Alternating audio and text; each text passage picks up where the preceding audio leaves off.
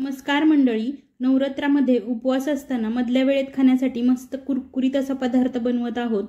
Measuring कपने मी बरोबर 1 cup कच्चे शेंगदाणे घेतलेले आहेत। कोणतेही एखाद्या स्टँडर्ड साइजच्या वाटीने मोजून घेतले तरी सुद्धा चालतील।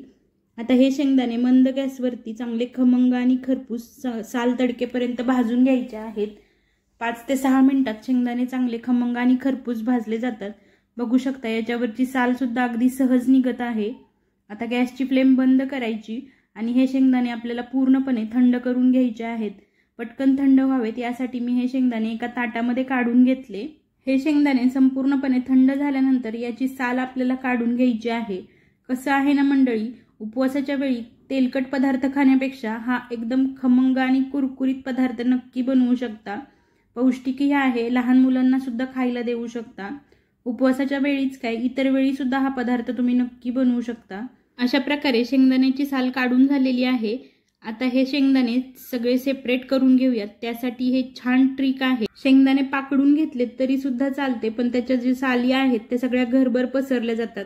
त्यापेक्षा ही एक छान ट्रिक आहे। अगदी 2च मिनिटात शेंगदाणे सेपरेट होतात। अशा प्रकारे मी सगळे शेंगदाणे सालीपासून सेपरेट करून घेतले। आता जे आपण हे साल काढलेले शेंगदाणे आहेत ते शेंगदाण्याचे आपल्याला फाक करून घ्यायचे आहेत। आपण इथे मस्त कुरकुरीत अशी चिक्की बनवत आहोत। अगदी 10 मिनिटात ही चिक्की बनवून तयार होते आणि महिना ते 1.5 महिना आरामात टिकते। बघू शकता इथे सगळे शेंगदाण्याचे फाक मी बनवून घेतलेले आहेत। एखाद्या दुसऱ्या शेंगदाण्याला टर्फल राहिलं किंवा एखादा दुसरा शेंगदाणा अख्खा जरी राहिला तरी काही हरकत नाही। आता ही आपण तयारी करून घेतलेली आहे। चिक्की बनवायला घ्यायच्या अगोदर एखाद्या पोळपाटाला, ताटाला किंवा एखाद्या चॉपिंग बोर्डला एक अर्धा चमचा तूप घ्यायचं आणि हे तूप व्यवस्थित असं याला लावून घ्यायचं। त्यामुळे चिक्की याला चिकटणार नाही, अगदी अलगद सेपरेट होईल। असाच तुपाचा हात बेलण्याला सुद्धा चांगला पुसून घ्यायचा, त्यामुळे लाटताना बेलण्याला सुद्धा चिक्की चिकटणार नाही। ही तयारी अगोदरच करून घ्यायची। त्यानंतर एका पॅनमध्ये चमचाभर तूप घातलेलं आहे। त्यानंतर ज्या कपने शेंगदाणे मोजून घेतले त्याच कपने बरोबर 1 कप गूळ मोजून घेतलेला आहे। हा बारीक चिरलेला गूळ आहे। साधाच गूळ मी इथे वापरलेला आहे। आता गॅसची फ्लेम एकदम मंद ठेवायची आणि हा गूळ पूर्णपणे वितळवून घ्यायचा आहे। गॅसची फ्लेम कुठेही हाय करू नका, नाहीतर पाक बिघडू शकतो। मंद गॅसवरती पूर्णपणे हा गूळ आपल्याला वितळवून घ्यायचा आहे। बघू शकता अगदी 2 ते 3 मिनिटांमध्येच गूळ पूर्णपणे वितळलेला आहे। गूळ वितळल्यानंतर अगदी 2 ते 3 मिनिटांमध्येच बघू शकता असे हळूहळू बुडबुडे यायला चालू झालेले आहेत। गूळ सतत चांगला मिक्स करत राहायचा। त्यानंतर आपल्याला याचा पाक चेक करायचा आहे। इथे आपल्याला चांगली कडक गोळी होईल, खडखडत्या गोळीचा असा आवाज येईल असा पाक बनवायचा आहे। त्यामुळे पाक चेक करण्यासाठी एका डिशमध्ये मी नॉर्मल टेम्परेचरचं पाणी घेतलेलं आहे आणि हा पाक यामध्ये घालून घेतला। बघू शकता याची गोळी तर तयार होतीये, पण ही एकदम मऊ गोळी तयार झालेली आहे। या गोळीचा एकदम खडखड असा आवाज येईल असा गोळीबंद पाक आपल्याला बनवून घ्यायचा आहे। त्यासाठी आणखीन 2 ते 3 मिनिटांनंतर मी पाक पुन्हा एकदा चेक केला। खिडकीतून थोडंसं ऊन येत होतं, त्यामुळे थोडासा प्रॉब्लेम आहे। आवाज तुम्ही ऐकू शकता आणि हे तोडलं तरी अगदी सहज तुटल्या जात आहे। एकदम परफेक्ट आपला पाक बनवून तयार आहे। आता गॅसची फ्लेम बंद करायची आणि इथून पुढची प्रोसेस आहे ती एकदम फास्ट करून घ्यायची। भाजून साल काढून घेतलेले शेंगदाणे या पाकामध्ये मिक्स करायचे। छान असे पाकामध्ये एकजीव झाले पाहिजेत। व्हिडिओमध्ये तुम्ही बघू शकता आमच्या खिडकीतून ऊन येत होतं आणि नेमके मी दुपारी चिक्की करायला घेतलेली होती, त्यामुळे थोडासा दिसायला प्रॉब्लेम आहे। पण ज्यावेळी पोळपाटावर चिक्की लाटण्यासाठी घेईल त्यावेळी तुम्हाला हे पुढे व्यवस्थित दिसणारच आहे। शेंगदाणे पाकामध्ये चांगले मिक्स करून घ्यायचे। त्यानंतर तूप लावलेल्या पोळपाटावर हे शेंगदाण्याचं मिश्रण आहे ते काढून घ्यायचं। चिक्कीचं हे मिश्रण गरम आहे तोपर्यंत छान असं पसरून घ्यायचं आहे। साधारणतः 1 सेंटीमीटर एवढ्या जाडीचा आपल्याला थर देऊन घ्यायचा आहे। एखाद्या वाटीने किंवा पेल्याला सुद्धा तुम्ही तूप लावून हे चांगलं पसरून घेऊ शकता। मी सिलिकॉनच्या स्पॅच्युलाने छान असं पसरून घेतलेलं आहे।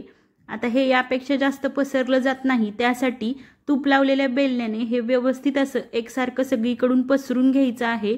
व्हिडिओमध्ये तुम्ही बघू शकता शेंगदाणे गुळाच्या पाकामध्ये व्यवस्थित असे मिक्स झाल्यानंतर ही प्रोसेस अगदी लवकरात लवकर आपल्याला करायची आहे, कारण जसजसं हे थंड होईल तसतसं याला सेट करणं अवघड होऊन बसतं. हे व्यवस्थित असं सगळीकडून एकसारखं लाटून घेतलेलं आहे. साधारणतः 1 सेंटीमीटर एवढ्या जाडीचा मी याचा थर बनवलेला आहे. आता लगेचच एखाद्या चाकूने हे आपल्याला वड्या पाडून घ्यायच्या आहेत, कारण गार झाल्यानंतर याच्या वड्या पडणार नाहीत. गरम आहे तोपर्यंतच हे पटकन वड्या पाडून घ्यायच्या आहेत. आता ही चिक्की हव्या त्या लहान मोठ्या आकारामध्ये तुम्ही कट करून घेऊ शकता. अशा प्रकारे मी चिक्की कट करून घेतली. आता हे पूर्णपणे आपल्याला थंड करून घ्यायचं आहे. त्यानंतरच ही चिक्की आपल्याला सेपरेट करून घ्यायची आहे. आमच्या बोक्याने यापैकी साईडची चिक्की लगेचच खाऊन घेतली. हे मी थोडंसं थंड करून घेतलेलं आहे. अगदी अलगद ही चिक्की सेपरेट होत आहे. व्हिडिओमध्ये तुम्ही बघू शकता. अगदी 10च मिनिटामध्ये ही चिक्की बनवून तयार होते. ही आता चिक्की तुम्हाला मी कट करून सुद्धा दाखवते. बघू शकता किती एकदम व्यवस्थित अशी कट सुद्धा होत आहे. हे बघा, आमच्या बोक्याला खूप आवडलेली आहे. चिक्की एकदम छान झालेली होती असं तो हाताने दाखवत आहे. गुळाचा पाक एकदम परफेक्ट बनलेला आहे. इथे सांगितलेलं टायमिंग जर तुम्ही व्यवस्थित असं मॅच केलं तर तुमची सुद्धा चिक्की अगदी विकत मिळते त्या पद्धतीने तयार होईल. आता उरलेली सुद्धा सगळी चिक्की मी सेपरेट करून घेतली. उपवासच काय, इतर वेळी सुद्धा तुम्ही ही शेंगदाणे आणि गुळापासून बनवलेली एकदम पौष्टिक अशी कुरकुरीत शेंगदाणा चिक्की खाऊ शकता. तुमच्या लहान मुलांना सुद्धा देऊ शकता. एकदम पौष्टिक आहे. अगदी 10च मिनिटांमध्ये बनवून तयार होते. त्यातच मुलांना गोड पदार्थ आवडतात, त्यामुळे ते सुद्धा आवडीने खातात. बघू शकता आणखी एक चिक्की मी यामधली तुम्हाला तोडून दाखवत आहे. या चिक्कीचं टेक्स्चर किती छान आलेलं आहे तुम्ही व्हिडिओमध्ये बघू शकता. गुळाचा पाक अगदी व्यवस्थित बनलेला होता, त्यामुळे चिक्की सुद्धा बघा किती व्यवस्थित तुटतीये. तेवढीच कुरकुरीत लागते. आवाज तुम्ही ऐकू शकता. अशी ही कुरकुरीत शेंगदाण्याची चिक्की तुम्ही सुद्धा नक्की बनवून बघा. व्हिडिओ जर आवडला असेल तर लाईक करायला अजिबात विसरू नका. हा व्हिडिओ तुमच्या मित्रमैत्रिणी आणि फॅमिलीसोबत नक्की शेअर करा. अजून जर माझ्या यूट्यूब चॅनलला सबस्क्राईब केलेलं नसेल तर कृपया सबस्क्राईब करून घ्या. पुन्हा भेटूयात अशाच एखाद्या नवीन व्हिडिओमध्ये. तोपर्यंत धन्यवाद.